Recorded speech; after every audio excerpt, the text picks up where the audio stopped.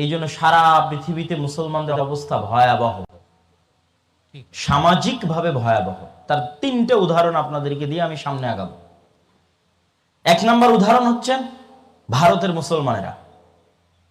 ভারতে আপনি পশ্চিমবঙ্গে যান, ভারতের পশ্চিমবঙ্গের মুসলমানদের 60, 70, 80%, আপনারা যারা আজকে এখানে বসে আছেন এই বয়সী ছেলে মেয়েরা 60, 70, 80% ভারতের মুসলমান। 15, 18 বছর বয়সী মুসলমানেরা বেশিরভাগ মুম্বাই আর কেরালাতে রাজমিস্ত্রির কাজ করে, বেশিরভাগ, অথবা দিল্লি বা আর কোথাও লেবারি করে। পড়াশোনার কোনো নামগন্ধ নাই, শিক্ষার কোনো নামগন্ধ নাই। আর যদি ভারতের পরিসংখ্যান স্ট্যাটিস্টিক্স দেখেন যে ভারতে টোটাল মাদকের কেস কত, তাহলে দেখবেন যে টোটাল মাদকের কেসের 80-90% মুসলমান। যে আদালতে মাদক রিলেটেড যত মামলা হয়েছে তার 80% মামলায় কারা? মুসলমানরা। মানে এদের আর কোনো কাজ নাই, জাস্ট নেশা করা ছাড়া, জাস্ট নেশাগ্রস্ত হওয়া ছাড়া। এই রকম তৃতীয় নয়, চতুর্থ, আরো নিম্ন শ্রেণীর নাগরিককে পরিণত হয়ে গেছে ভারতে, তারা শিক্ষা না থাকার কারণে। আপনি যদি ইউরোপে যান তাহলে ইউরোপে গিয়ে একটা ইহুদি পল্লীতে জরিপ করবেন যে ইহুদি পল্লীর কতজন ট্যাক্সি ড্রাইভার, কতজন ফুড ভান্ডার হোম ডেলিভারি, কতজন দোকানদার।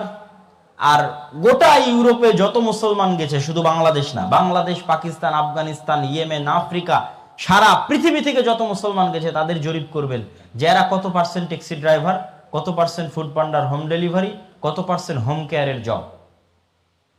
দেখবেন যে গোটা ইউরোপে যত এই লেভেলের জব আছে তার 80% মুসলমানেরা করে।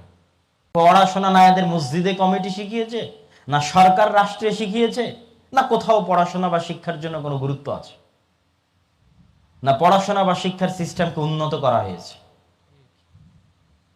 গোটা পৃথিবীতে নাই। কেন? সে সব জায়গায় তৃতীয় শ্রেণীর নাগরিক, তার শিক্ষা না থাকার কারণে। আর আপনি যদি ইংল্যান্ডে যান তো ইংল্যান্ডের বাসে উঠলেও দেখবেন কেউ না কেউ বই পড়তেছে, ট্রেনে উঠলেও দেখবেন বকুর প্রত্যেক বগিতে কাউকে না কাউকে পাবেন যে বই পড়তেছে। একের অধিক পাবেন, 4-5 জন, 10 জনও পাবেন যাদের হাতে বই আছে। পার্কে গেলেও দেখবেন যে হাতে বই নিয়ে মানুষ বই পড়তেছে। আর গোটা বাংলাদেশ ঘুরলে কোথাও দেখবেন না যে কেউ বই পড়তেছে। এই জন্য আমরা গোলাম, আর এই জন্য তারা পৃথিবীর শাসক।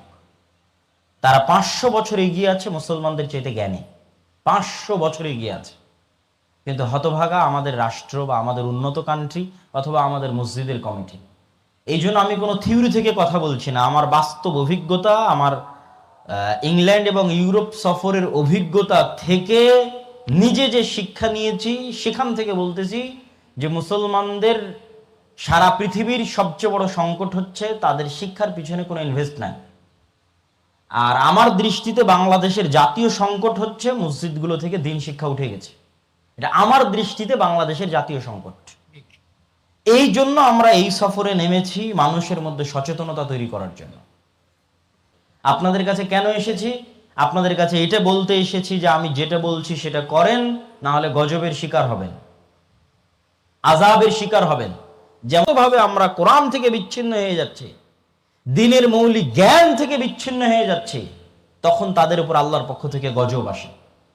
মানুষ গাবতলীতে যদি মসজিদগুলো থেকে দিন শিক্ষা, মৌলিক দিন শিক্ষা উঠে যায়, গাবতলীর মানুষ যদি কোরআন বিচ্ছিন্ন হয়ে যায়, কোরআন না পড়ে, না বাড়িতে, না নিজে, না বুঝার চেষ্টা করে, না আমল করার চেষ্টা করে,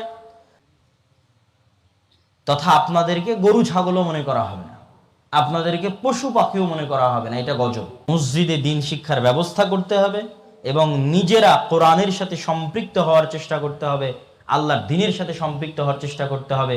উম্মতে মুহাম্মাদির সম্মান এটার মধ্যেই। যত শক্ত করে কোরআন ধরবে, যত শক্ত করে হাদিস ধরবে, তত প্রভাব পৃথিবীতে তাদের বাড়বে।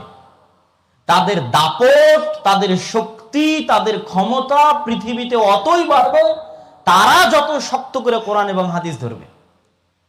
আপনি যদি আমার কাছে প্রোগ্রাম চান, জালসা চান, তাহলে কোটি টাকা দিয়েও আপনি আমাকে কিনতে পারবেন না।